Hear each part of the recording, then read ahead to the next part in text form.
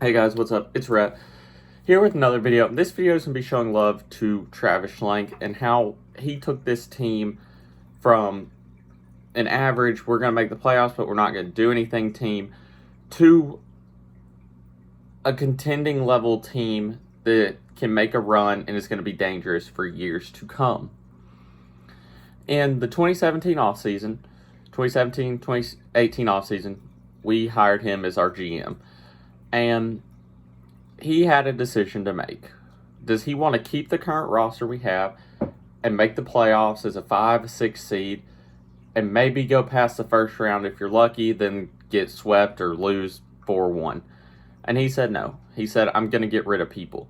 He got rid of Dwight Howard, my favorite player, Paul Millsap, a young, upcoming player, Tim Hardaway Jr., and a fan favorite, Kyle Korver.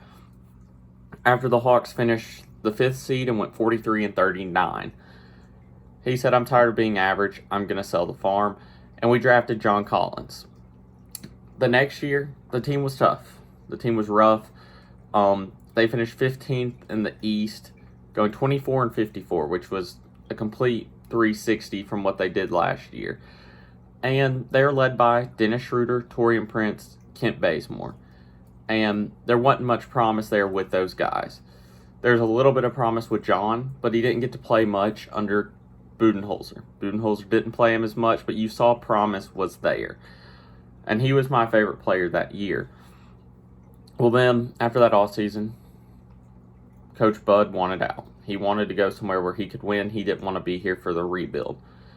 And so we shipped him out. That offseason, after he left, we drafted Trey. We got Kev. We got rid of Schroeder. And we kept Baze and Prince because we thought they could be pieces around Trey that could help us compete. And the next year's roster looked completely different. You had Trey, you had JC, Prince, Baze, Kev. You brought in a veteran, Alex Lynn, Jeremy Lin, Dwayne Dedmon, and Vince Carter to helpfully mentor these young guys and get them better for the years to come. And maybe you knew this team wasn't going to be good. They're still rebuilding. But you wanted to see what the pieces were. If this was a team that Prince could get better, Baze could be a good, solid role player, and maybe Kev and JC and Trey can lead this team. Well, that year, they finished 12th. They went 29-53. And they got the 8th overall pick, which they traded for DeAndre Hunter. And then they had the 10th pick from the Luka Doncic trade, and they got Cam Reddish. And they finally identified their core of Trey, JC, Kev, Hunter, Cam. And with that core, you knew it was going to be a year or two for them to develop and hopefully get better and be ready to compete. But then last year, the Hawks went 20-47, 14th in the East, and they took a big step back. They played less games, but they probably weren't going to win more than they weren't going to win more than they did the year before. And it was a disappointing standard as Hawks fans because they started off strong. But then injuries to Trey, John Collins' suspension really hurt the team. And you learned that they didn't have much depth. They had Herter, Cam, Hunter, Trey, Kev, JC.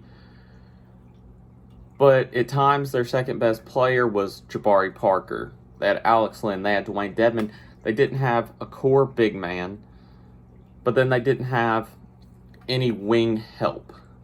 You had Cam, you had Kev, and you had Hunter, but nobody to back them up. You had JC, but nobody to back him up.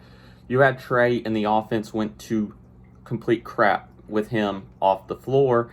And when he got hurt, you saw that. The Hawks, when he wasn't on the court, had the worst offense in the NBA. I think it was one of like the top 10 worst offenses in NBA history when Trae Young wasn't on the court. And during that season, they traded the 17th pick for Clint Capella.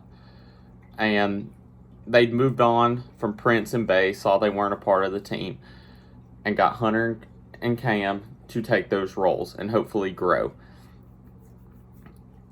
They got Clint Capella in a trade in the offseason. Nobody knew what he would be. I figured he'd be great, and so did Travis. Big pickup there. And then we finished with the 6th overall pick, and we drafted Okongwu to bring depth to that center position. And while he hasn't played great this year, he's shown signs of improvement, and he's played well in the minutes in the playoffs. But that led us to our next point. Trey was ready to win. JC was getting good.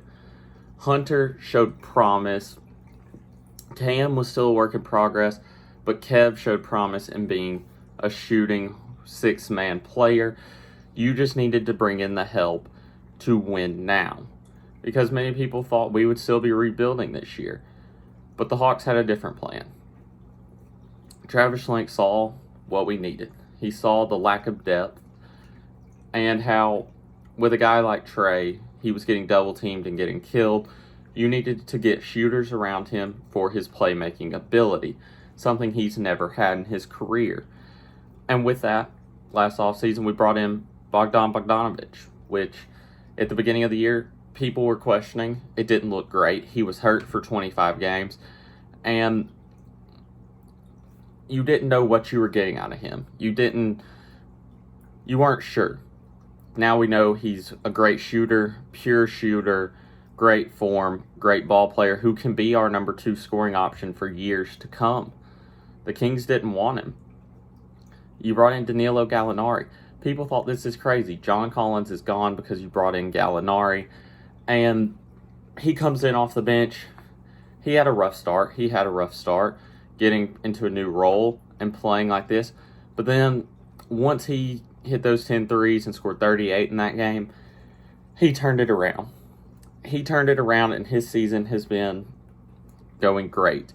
I mean, it does help when they fired Lloyd Pierce, and that is a huge part of it, because coaching is such a big adjustment, because Lloyd Pierce was on 3 years of terrible teams, and this was the 4th year until we brought in Nate McMillan, and he made that decision. I think Tony Ressler made that decision, but a great one.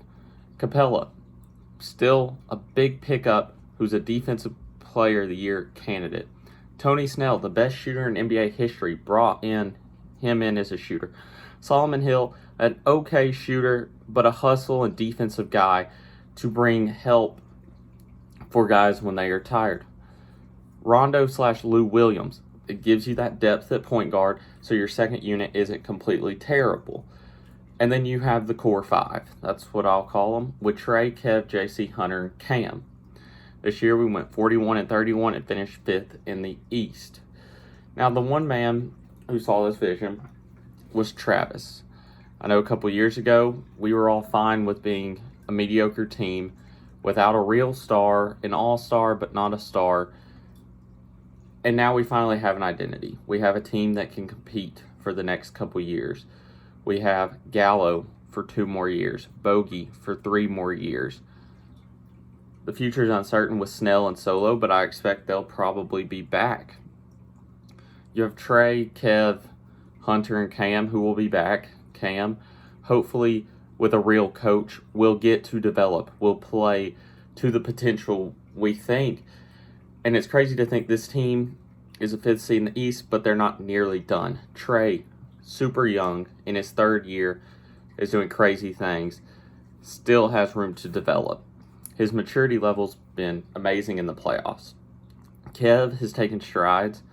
He's not to where he should be yet. He won't be Klay Thompson like people thought he'd be when we first drafted him, or what it looked like the mold was to be.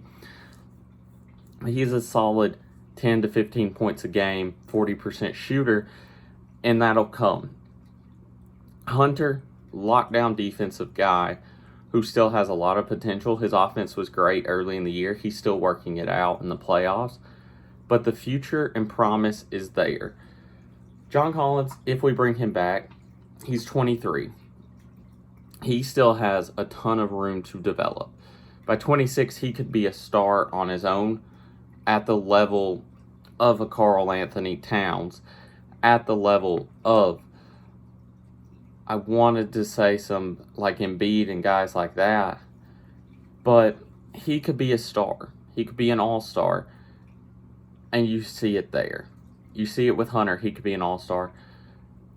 And Cam is the factor that could turn this whole thing around. He's had shown signs of being great. It seems like he's lazy at times and doesn't work. But if he can figure out his game, this team Travis put together could compete for championships for the next 5 years. I thought it would take another year. I think this team can make a run this year. But this team was put together by one man who saw the vision, saw the goal. In Atlanta, we say, Travis, we trust, and we really do, because of how great of an executive he is and how lucky we are to have him. I think the sky's the limit for this team, and I think he will make all the right decisions because he got us here. Thank you guys for watching. I know it's a long video. If you stayed to the end, let me know. Till next time, peace.